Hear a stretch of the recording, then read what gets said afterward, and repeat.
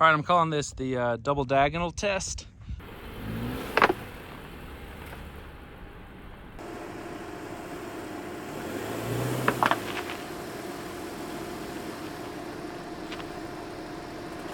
I saw OC Turbo Joe do it with his Crosstrek. Anyway, you have to stack two Rhino ramps on opposite corners and drive up it.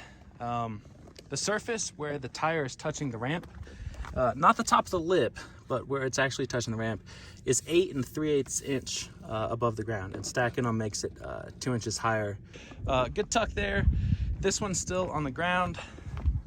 Of course, the ramps are set up diagonally, so the two ramps are over here. Nice tuck there.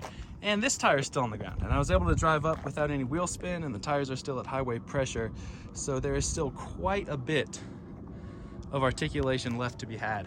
Super impressive. Anyway, if you take 8 3/8 and double it for doing the corner travel measurement, you get 16 3/4 inch. Pretty cool.